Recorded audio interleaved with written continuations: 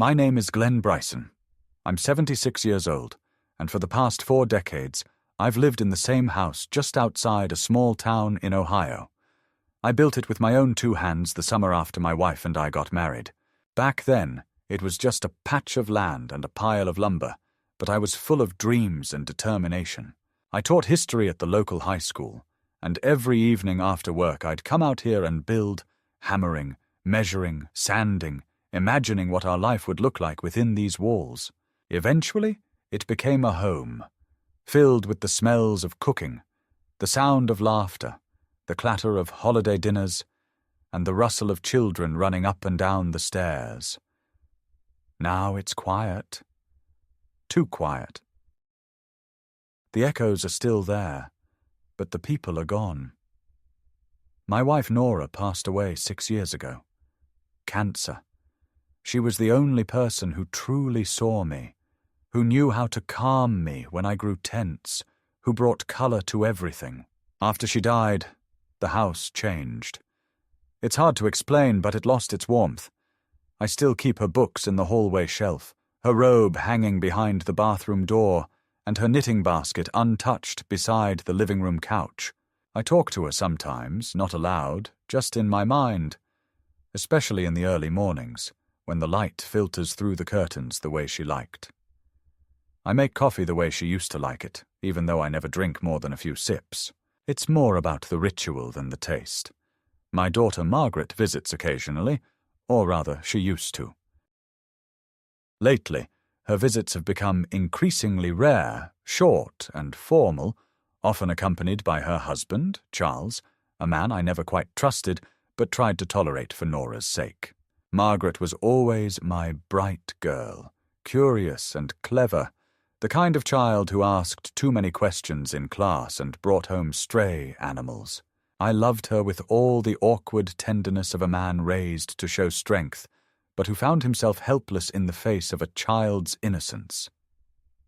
As she grew older, she changed, or perhaps I changed, or perhaps we both did. Either way, something shifted between us. Subtly at first, then all at once. She became distant, efficient, polite, but cold. After Nora's funeral, she said we should start talking about transitions, about simplifying my life, reducing risk, considering professional help at home. She meant well, at least I tried to believe she did. But there was something about the way she said risk that stayed with me. I've never had problems managing on my own. I do my own shopping, I pay my bills, I tend the garden, and even mow the lawn. Though I admit it takes me longer now. My knees aren't what they used to be. But my mind is clear. I read constantly, history books, newspapers, biographies. I still do crossword puzzles every Sunday, and I rarely make a mistake. I'm not senile, I'm not losing touch. But lately, I've begun to wonder whether my clarity matters to anyone, because people are treating me like I'm fading. It began subtly. One neighbor, Mrs. Hanley, stopped waving. Then the cashier at the pharmacy asked if I needed help remembering my PIN. Then, one afternoon, I saw Margaret in the driveway, talking to our neighbor Kevin. They didn't see me watching through the upstairs window. I couldn't hear what they were saying, but Margaret kept shaking her head and gesturing toward the house. Kevin nodded solemnly, like he was being told about someone who had started leaving the stove on or wandering at night. A few days later, I overheard the mailman whispering to someone at the edge of the lawn. Yeah, it's real sad. He's not all there anymore. That phrase. Not all there. As if I were already gone. I didn't confront Margaret about it at first. I wanted to give her the benefit of the doubt. Maybe I'd misread the conversation. Maybe the mailman was talking about someone else. Maybe the problem was me becoming suspicious, bitter. But the feeling wouldn't go away. I began noticing things. Calls that went unanswered, plans that were made without consulting me, sudden decisions presented as already finalized. Charles came by one weekend with a clipboard, said he was doing a safety check on the house. Fire alarms, gas lines, the works. He said it was standard. I told him I've been maintaining this house longer than he's been alive. He laughed and said, "No offense, Glenn, but your generation doesn't always know when it's time to pass the torch." I haven't spoken to him since. What hurts the most isn't the disrespect. I can handle that. What cuts deeper is the growing sense that they're preparing for something. A shift, a move, a transfer of control. They act like it's for my own good, but I can feel it in my bones. They're talking about me in past tense. Margaret started calling more often, but the conversations were always short and filled with leading questions. "Do you remember what day it is, Dad? Did you take your pills today? You sounded confused last week. Are you sleeping enough?" Then came the pamphlets, brochures from assisted living centres, memory clinics, elder care lawyers. I threw them all away, but the seed had been planted. One morning, a man showed up at my door with a clipboard and a smile.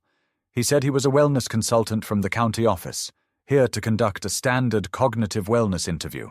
I asked who sent him. He said my family had expressed concern.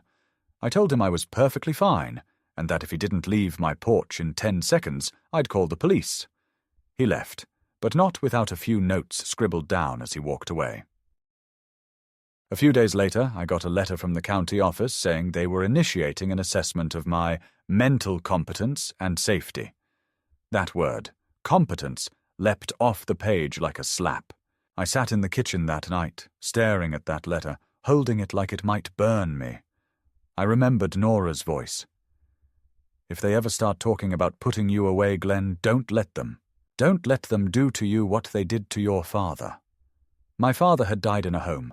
Not because he was mad, but because his second wife wanted the house. My mother had died in her own bed, with her hand in mine. That's how I wanted to go. But now, I wasn't sure I'd have the chance. So this is where I am.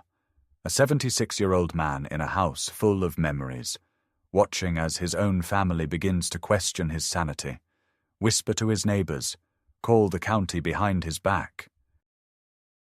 They say it's out of concern, but it doesn't feel like concern. It feels like betrayal, and it smells like preparation. For a legal maneuver, for a medical determination, for a forced transition. They think I'm soft, that I'll go along quietly, that I'll sign the papers and let them take what's mine. But they've underestimated me, because while they've been talking about me behind closed doors, I've been taking notes, watching, recording, preparing. They think I've lost my mind, but I know exactly what they're doing, and I'm going to make damn sure the judge knows it too. It was a Wednesday morning in early September when the doorbell rang. Not a casual knock, not a neighbour's tap, but a long, deliberate ring that echoed through the hallway like an alarm. I had just sat down with my coffee, the paper still unopened beside me. I remember the way the light slanted through the curtains, the stillness of the house, the sound of the clock ticking above the mantel. I opened the door to find 2 people standing on the porch, a woman in a beige blazer holding a folder and a younger man wearing khakis and a county-issued badge clipped to his belt.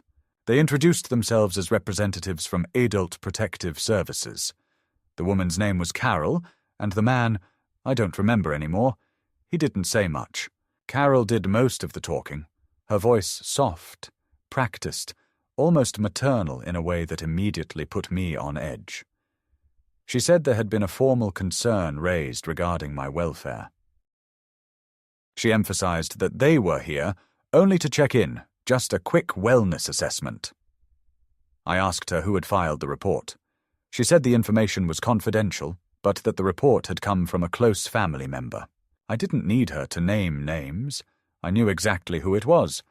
My daughter, Margaret, or more precisely, Margaret and her husband, Charles, the duo who had been tightening their grip on my life ever since Nora passed. I invited them in, not because I wanted to, but because refusing would only confirm whatever lies had been told about me. I watched their eyes scan the room as they stepped inside, cataloguing my surroundings like crime scene investigators. The house was clean, my bed was made, the dishes were washed, but still I could feel their gaze weighing every detail. Was the floor slippery? Were there pill bottles on the table? Was the TV too loud? We sat in the living room.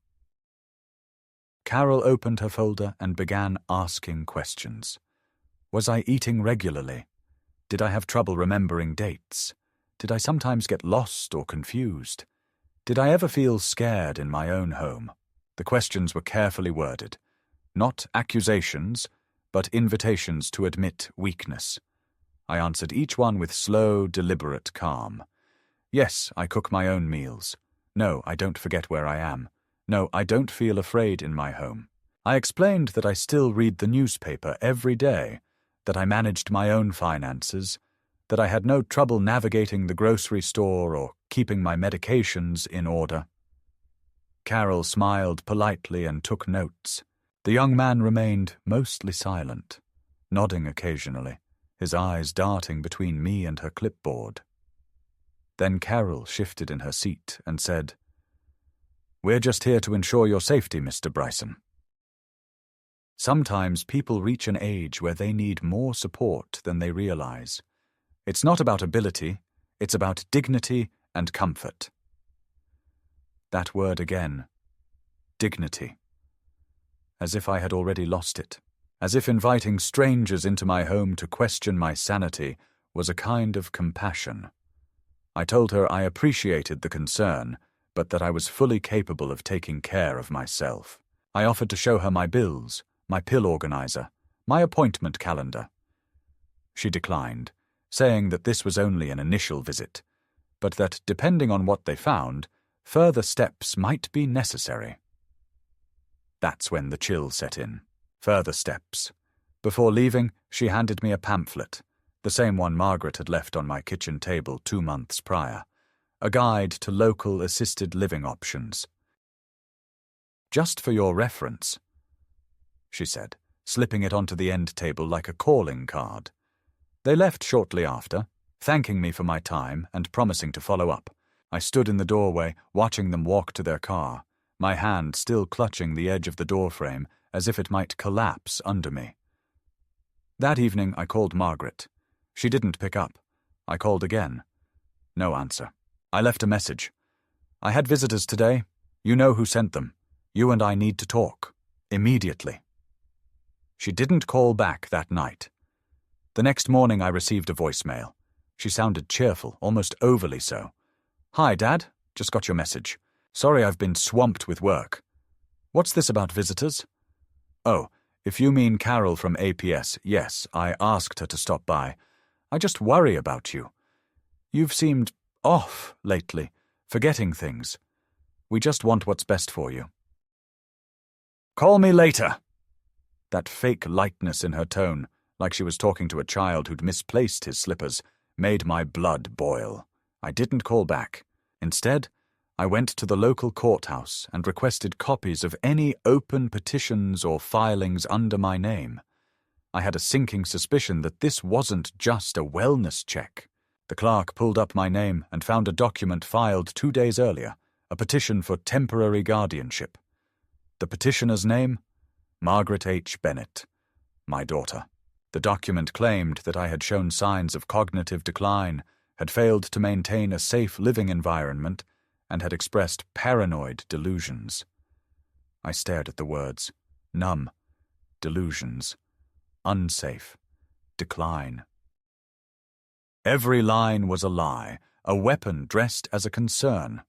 According to the petition, Margaret had requested that Charles be named as temporary guardian, pending a court evaluation. My daughter and her husband weren't just trying to help.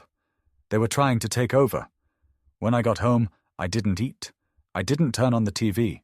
I sat in my chair, staring at the photograph on the mantel. Nora in her favorite summer dress, her smile forever caught in soft light. I imagined what she would say if she were here. "Don't let them do this, Glenn."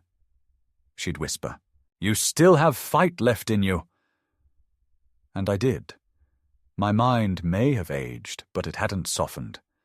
I knew I needed help, so I called the one person I could still trust, Robert Morgan, a former student of mine turned attorney. He had sent me Christmas cards for years and always told me to call if I ever needed legal advice. He picked up on the second ring, and within 20 minutes we had a plan. The first step was securing a proper medical evaluation from a real doctor, not one hand-picked by Margaret and Charles. I booked an appointment with Dr. Elaine Foster, a neurologist at the local hospital, who agreed to run a full cognitive panel. I passed every test. My memory, reflexes, attention span, all normal for my age. Dr. Foster even wrote a letter stating that in her professional opinion, I was fully capable of managing my affairs and making independent decisions. Robert added this to our defense package and began building a timeline of events: the pamphlets, the manipulative phone calls, the sudden wellness visits. He requested access to my bank records and found something even more alarming: multiple attempts by Charles to access my financial information through joint authorization requests.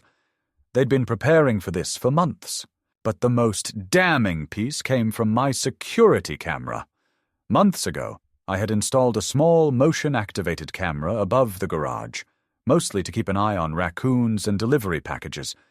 I never thought I'd use it for something like this. One of the accusations in Margaret's petition was that I had left the stove on and nearly caused a fire, a fabricated story to demonstrate cognitive impairment, but the footage from 2 weeks earlier showed Charles entering my house with a spare key while I was out for groceries.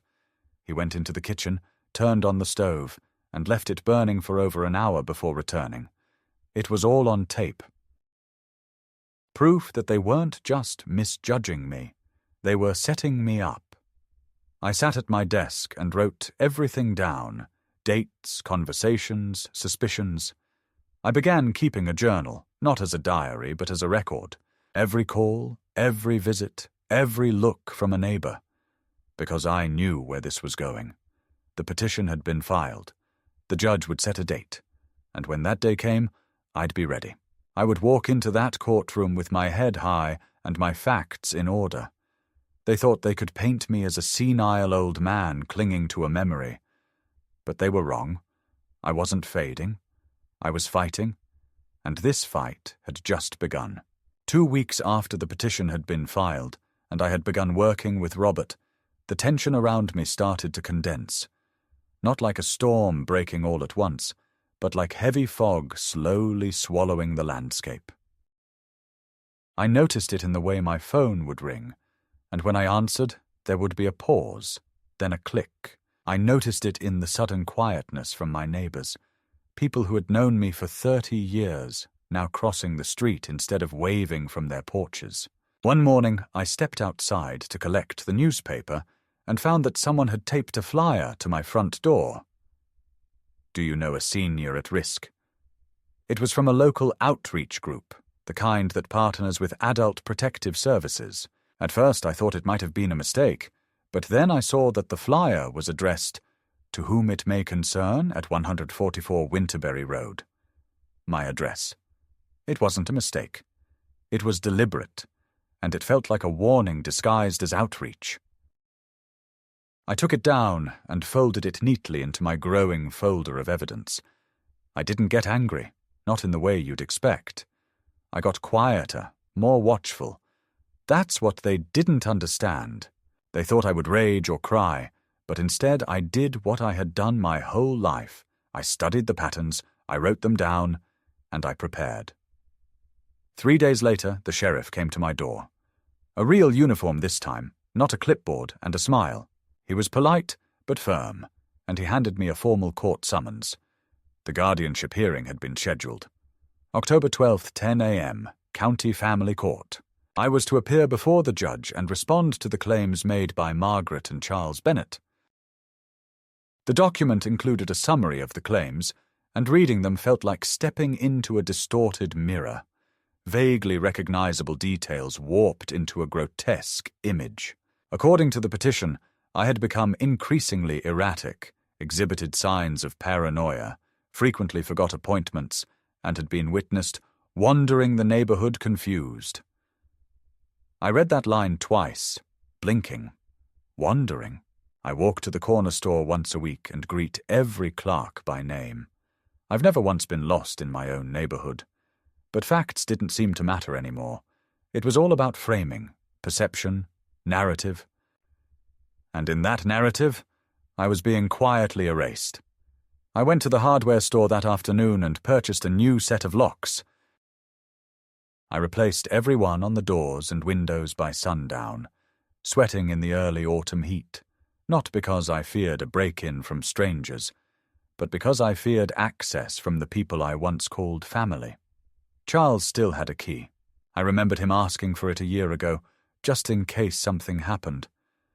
Back then I thought it was a gesture of concern. Now I saw it for what it really was. Reconnaissance. That evening I disconnected the landline and bought a prepaid cell phone. I didn't tell anyone the number, not even Robert, until we met the next day. I told him about the sheriff, about the flyer, about the neighbors going silent. He nodded, taking notes, always calm. That was Robert's strength. No drama, just clarity. He said we had a strong defense, especially with the medical letter and the video footage, but that we'd need more than proof. What they're counting on, he said, is that the court will lean toward safety, toward caution. You don't have to be declared incompetent, Glenn. All they need is to raise enough doubt. But if we can show this isn't about concern, it's about control, then we've got a real shot. The next escalation came from a direction I hadn't expected. My bank. I had gone in to check my account balances, just routine, and was told that access had been flagged for review. When I asked why, the teller, a young man named Thomas, who knew me by name, said it was due to a family-initiated alert, suggesting that there may be unauthorized activity on the account.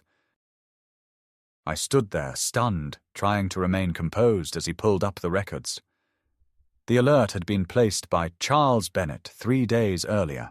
He had claimed, in a written statement, that I had expressed confusion about recent withdrawals and requested that the bank freeze large transactions pending a review.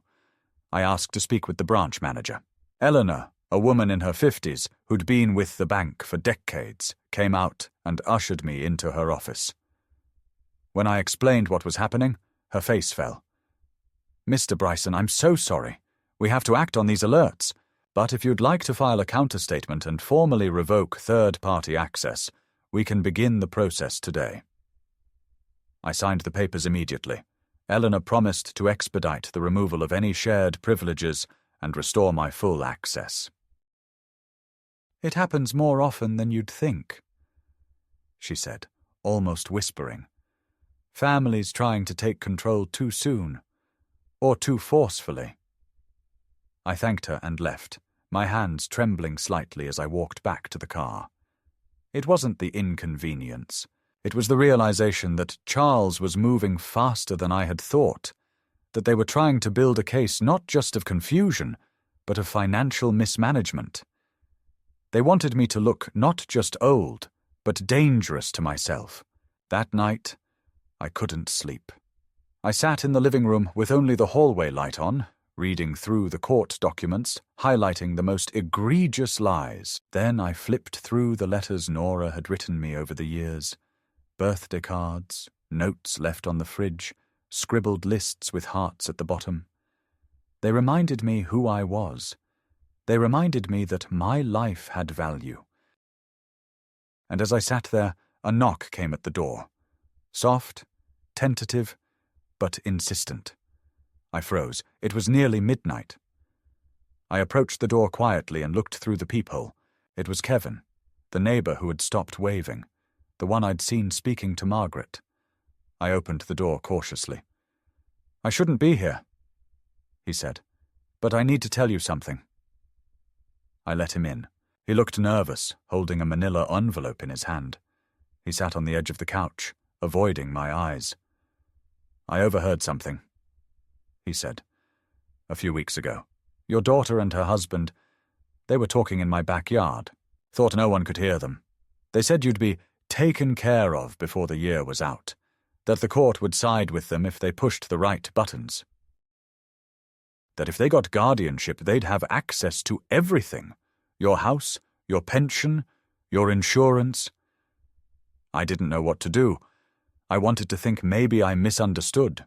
But then I saw the sheriff's car here and—" He trailed off, then handed me the envelope. Inside was a printout, a screenshot from a neighborhood message board, a post from Charles, under a pseudonym, asking for recommendations on nursing homes that deal with dementia and stubborn elderly patients. The post was dated 2 weeks before the guardianship petition was filed. They had planned it all. I looked at Kevin and nodded. "Thank you," I said, my voice hoarse. He stood to leave. "I'm sorry I didn't say something sooner." "You said it now. That's what matters." After he left, I added the screenshot to my folder. The case wasn't just about me proving I was sane, it was about proving they were lying. The hearing was coming, and the noose was tightening. But I wasn't going to hang quietly. They had built a narrative. I was building a counter-narrative. The truth, and the truth had teeth. The morning of the hearing arrived draped in silence, the kind that wraps around you like fog and makes even your own breathing feel like a disruption. I dressed slowly, choosing the navy suit Nora had once called the respectable one, the one I wore to every parent-teacher conference and later to her funeral. I brushed the lapels twice, even though there was no dust, and polished my shoes, more out of habit than concern for appearance. I was preparing for something sacred, not a battle exactly, but a reckoning. The courthouse was a low brick building with a flag that hung motionless in the windless autumn air. Robert met me at the steps, his briefcase already open, the manila folder with our case neatly arranged inside. His calmness didn't waver, but I could tell by the stiffness of his jaw that he knew this was more than procedural. This was personal. Inside, the courtroom was quiet, almost sterile. Pale walls, wooden benches, and a scattering of people. At the far end sat the judge, a woman named Cynthia Delaney, known in the county for her firm, no-nonsense demeanor. She had a reputation for favoring caution in guardianship cases, for leaning toward safety over risk. I wasn't sure if that made her an ally or an obstacle.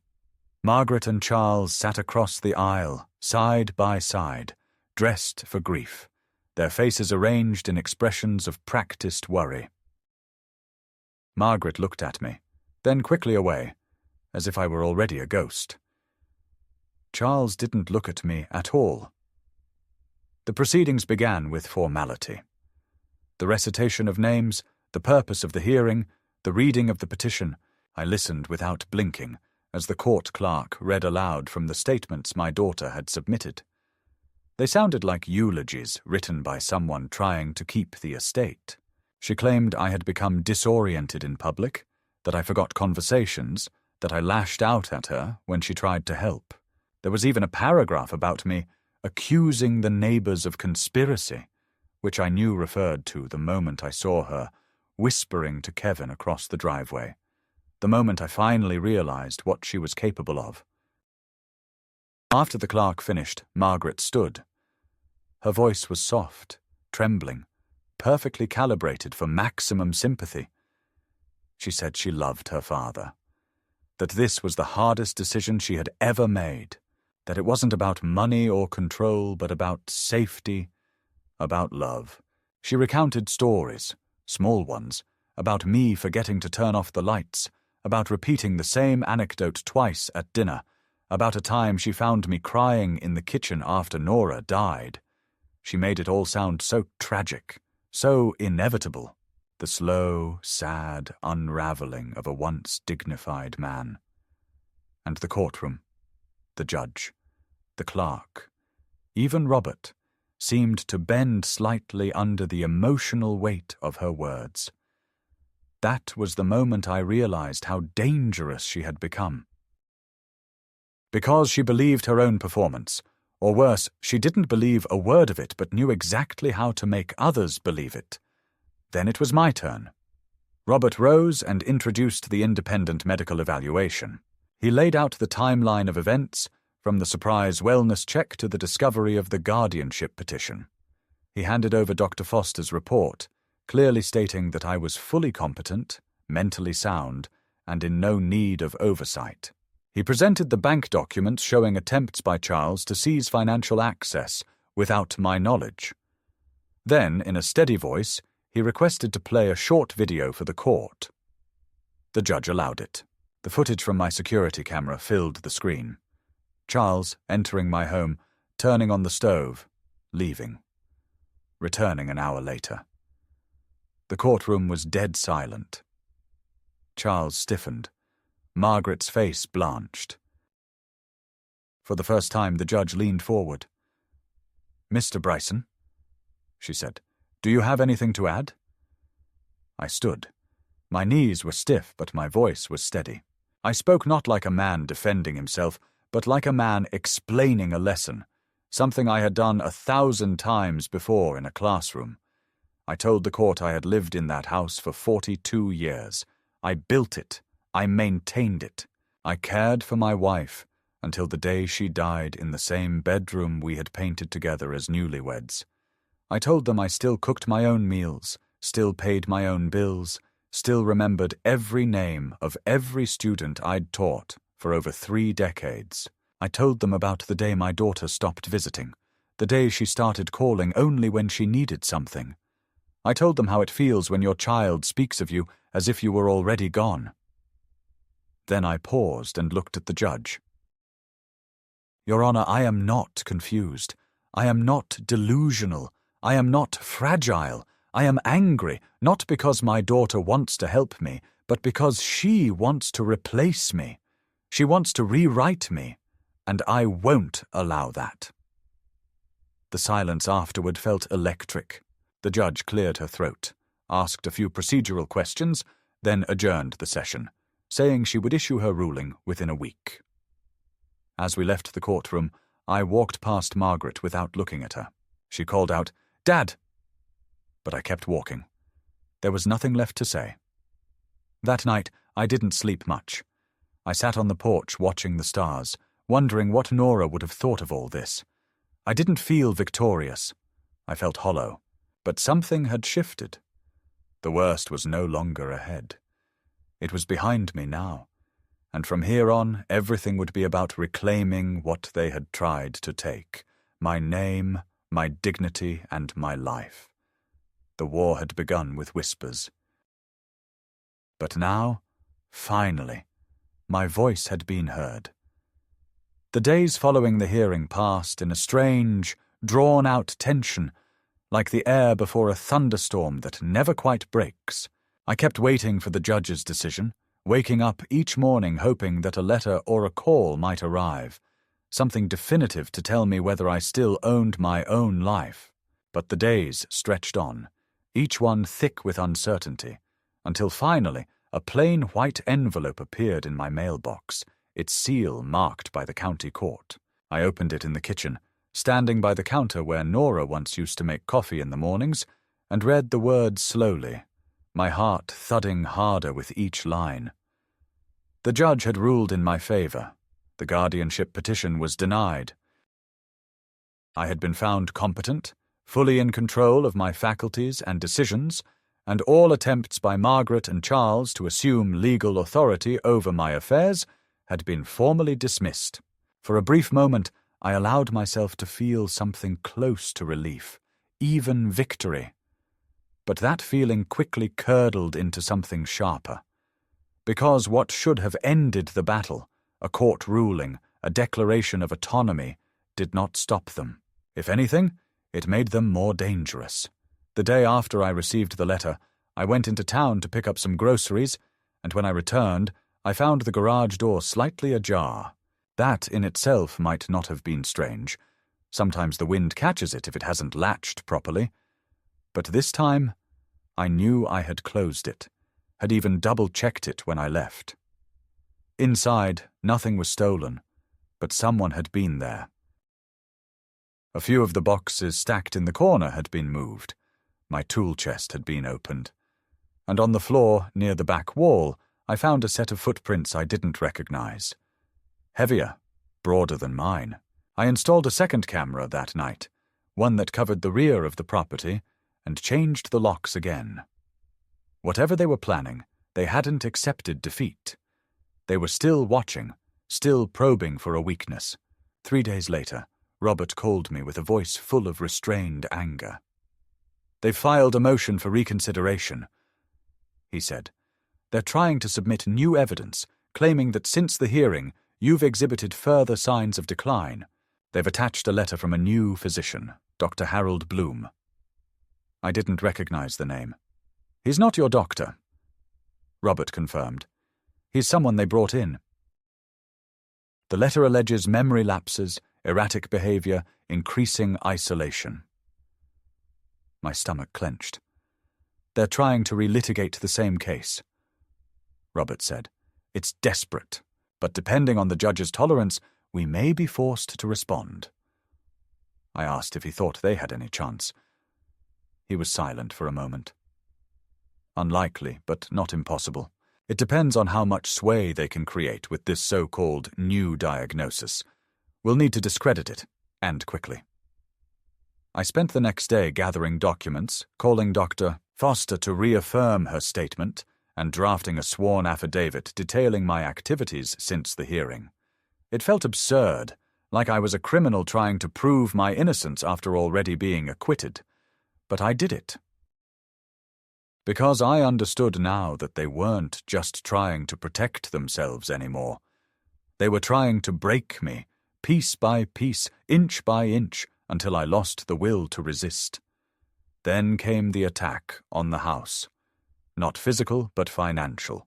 I received a letter from the county tax office stating that a request had been submitted to reassess the property based on potential safety hazards, mold, foundation instability, fire risk. The complaint had been anonymous, but the timing was no coincidence. An inspector arrived 2 days later, polite but firm, and spent nearly 2 hours walking through the home, taking photos, asking questions. When he left, he told me that any required repairs would need to be addressed within 90 days, or the property might be deemed uninhabitable under county ordinance. I asked him plainly, "Did my daughter put you up to this?" He looked uncomfortable but didn't deny it. "Sir, I'm just following protocol." That night, I sat in my living room, the court letter in one hand, the county notice in the other, and tried to make sense of what I was feeling. It wasn't fear anymore. It wasn't confusion. It was something deeper, more ancient, a kind of sorrow fused with rage. I had given Margaret everything, my love, my trust, my patience. I had built this house with my own hands and filled it with a life of meaning, and now the person I had once carried in my arms was trying to strip it all away, not out of malice, but out of something colder, entitlement. She believed it was hers already. My life, my legacy, my dignity. And Charles, always behind her, always nudging, always steering her toward the next legal loophole or financial opportunity. I knew his type. Calculated kindness. Smiles sharpened like knives. The next morning, I did something I hadn't done in years. I went to the local library, sat at one of the old wooden desks, and began looking into property law. I learned more in one afternoon than I had in months of conversation with lawyers. I found a clause, obscure but real, about title partitions in joint ownership scenarios. It stated that in cases of prolonged legal dispute, one party may initiate a forced sale of the property if they can prove that cohabitation is untenable or that their share of the ownership is being obstructed. I brought it to Robert. He reviewed it, nodded slowly, and said, "If we wanted to, we could try it. It's aggressive, but it's legal." That's when the thought truly formed. If they wanted to take the house, maybe it was time to take it from them first. I asked Robert to begin drafting paperwork. Meanwhile, I contacted an appraiser, a woman named Lila Page, who came highly recommended, and scheduled a full evaluation of the property. When she arrived, she was brisk, efficient, and not the least bit fazed by the tension in the air. "People do this a lot," she said. "Family property disputes. You wouldn't believe how often." She walked through every room, asked smart questions, complimented the craftsmanship, and told me quietly as she packed up her kit, "This place is worth more than they realize. If you sell, you'll be in a strong position." That was all I needed to hear. By the time Margaret and Charles received the notice of intent to sell, I had already moved half my belongings into storage. I knew what their reaction would be, and I wasn't wrong. The next morning, my phone, the prepaid one, rang. I didn't recognize the number, but I answered. Margaret. Her voice was cold, brittle. "You're making a mistake," she said. "This is vindictive." I didn't argue. "You think you're punishing us, but you're just hurting yourself." I asked her if Charles was listening. She paused, then said, "Yes." "Good," I said. "Then hear me clearly. You started this. I'm just finishing it." She hung up.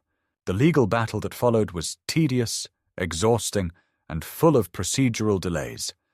They challenged the appraised value, disputed the paperwork, attempted to freeze the sale through emergency injunctions. But none of it stuck. Because the court had already ruled me competent, because I had proof, because I wasn't alone, and because I was no longer afraid to act. What began as a desperate defense had become, at last, an offense. I wasn't just holding on to my life anymore. I was reclaiming it, and I would not be denied. It was a grey November morning when I received the message that the final hearing had been scheduled, the culmination of months of back-and-forth filings, accusations, and counterclaims. The motion to force the sale of the house had moved through the court system faster than expected, largely because my case had already been established as credible, and the judge was the same one who had ruled against the guardianship. This time, I knew the courtroom well, knew the feel of its wooden benches and the way the light slanted through its high windows. I arrived early, dressed simply, and waited in the hallway where everything smelled of old paper and floor polish.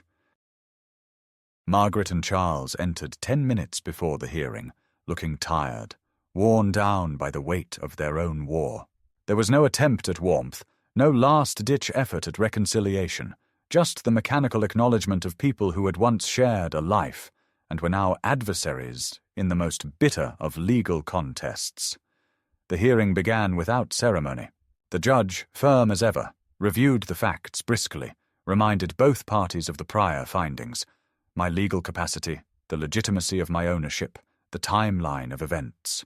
Margaret's lawyer spoke first, trying to argue that the forced sale would cause undue hardship, and that my decision was driven by emotional volatility rather than practical necessity.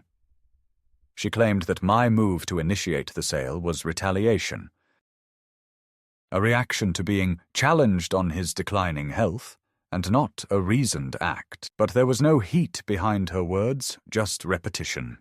Everyone in that room already knew what had transpired. The evidence had been documented, the motives exposed, the boundaries crossed. Robert stood and delivered a clean, methodical summary of our position. That I had attempted every reasonable avenue to coexist with my co-owners, that I had been excluded from the property I had helped finance, that I had been the subject of false medical claims, and that the house had become not a home but a legal and emotional trap. He submitted the final appraisal from Lila Page, showing the market value. He reiterated that I was entitled not just to dignity, but to financial justice, that co-ownership was untenable given the documented breakdown in familial trust. And when he finished, the judge did something unexpected. She asked if I wanted to speak, not as a legal formality, but as a personal gesture. I stood, my hand steady, and looked across the courtroom at my daughter. "I built that house for a family," I said, "but it hasn't been one for a long time. I gave everything I had to that home and to the people inside it. When my wife died, I hoped, foolishly, that the rest of us might hold together. But instead I was turned into an obligation, a liability, a target. This process, as painful as it's been, has reminded me that I still have agency, that I still know what's real, And what's real is this: I cannot continue to exist in the shadow of people who do not respect me, who see my life as something to be managed. I do not want revenge. I want closure. When I sat down, the room was silent. Even Margaret looked away. The judge nodded once, then issued her ruling. The house would be sold, with proceeds divided by legal ownership, 1/3 to me, 2/3 to them. They would have 30 days to vacate the premises or arrange a buyout under market value. If neither occurred, the property would be listed publicly. After the hearing, I didn't go home right away. I walked through the park where Nora and I used to spend weekends, sat on a bench, and listened to the wind shuffle through the dying leaves. I thought I would feel triumph, but what I felt instead was clarity, cold, clean, final. That night, I opened a bottle of wine, the good kind Nora used to save for holidays, and I drank a single glass to mark the end of something, not with celebration, but with ceremony. A week later, they made their final move. And it was as ugly as it was predictable. I received a cease and desist letter from their lawyer, threatening to sue for emotional distress, accusing me of waging a campaign of defamation and elder coercion. The letter claimed I had manipulated court processes, influenced neighbors to malign their reputation, and exhibited vengeful behavior unbecoming of a rational adult. I showed it to Robert, who scanned it and laughed for the first time in months. "It's hollow," he said. "They're flailing. They can't stop what's coming, so now they're trying to scare you." He was right. I didn't even bother replying. 2 days before the court-imposed deadline, Margaret called me. Her voice was unsteady, frayed. She didn't beg. She didn't apologize. She asked me one question. "Why are you doing this?" I told her the truth. "Because you stopped seeing me as a father, and started seeing me as an asset, and now I'm reminding you that I was never yours to manage." She was silent for a long time. Then she said, "You'll die alone." I answered, "I already have. You just never noticed." Then I hung up. The line stayed dead after that. 30 days later, the house was listed. Within a week, it had 3 offers. Within a month, it was under contract. And within 6 weeks, I had a check in hand and a new place of my own, smaller but brighter, quieter but lighter. I filled it only with the essentials: books, photos, Nora's shawl, and left the rest behind. What I took with me was not bitterness, not vengeance, but something sharper and more enduring. The knowledge that justice, when pursued patiently and without compromise, can still find its mark.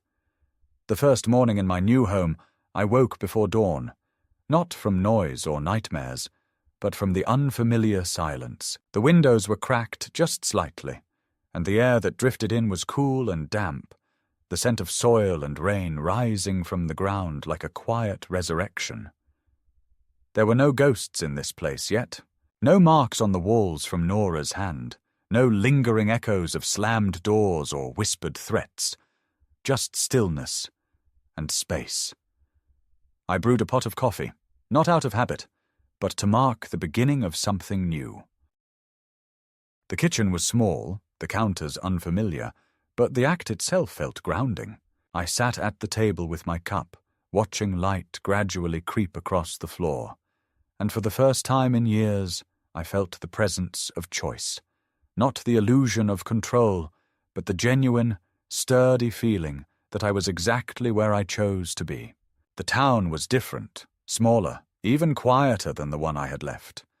But people here didn't know my name, and that was a blessing. I went to the post office the second day and signed up for a new box. The clerk, a woman maybe in her 50s, asked how long I'd be staying.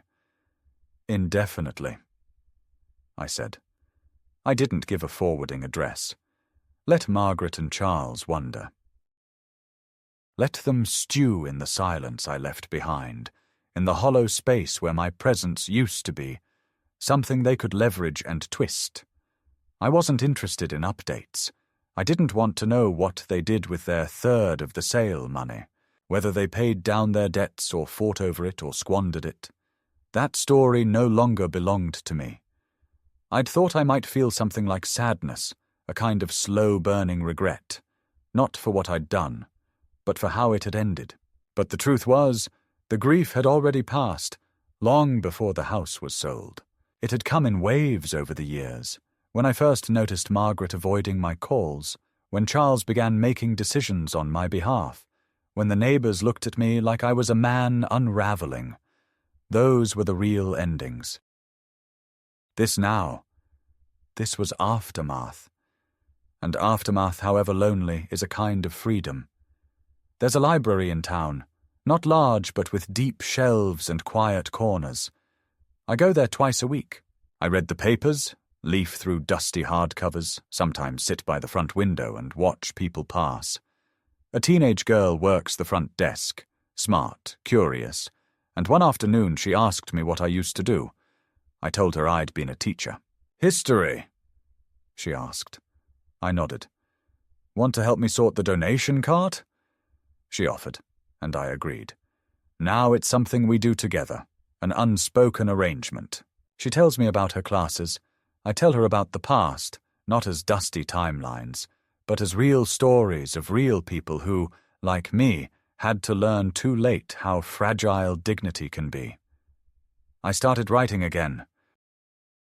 Not memoirs, nothing dramatic or bitter, but reflections, fragments, pieces of things I remember. I write them in longhand, in a spiral-bound notebook Nora once bought for me on a whim, thinking I might try poetry someday. I never did, but now I write small truths, what it felt like to watch a daughter turn cold, the sound of a door closing with finality, the way betrayal isn't a single moment, but a slow accumulation of neglect. I don't know if anyone will read it. I don't care. It's not for them. It's for me. A month after the move, I received a letter with no return address. Inside was a photo, one I hadn't seen in years, of Margaret as a child, sitting on my shoulders, her hair wild in the wind. No note, no signature. I studied the picture for a long time, then placed it in a drawer, not out of hatred, but because I finally understood something. Love doesn't always die in flames. Sometimes it just retreats quietly into the past where it belongs. I don't know how many years I have left, but I know this. I will spend them on my own terms. I will plant tomatoes in the spring, drink coffee on the porch in silence, maybe write a letter to an old student. I will live small, but true, and if the world forgets me, if I become just another quiet man in a quiet house at the edge of town, that's fine, because I remember. I remember who I was, what I endured, and what I refused to surrender. Let that be enough. Let that be my final word.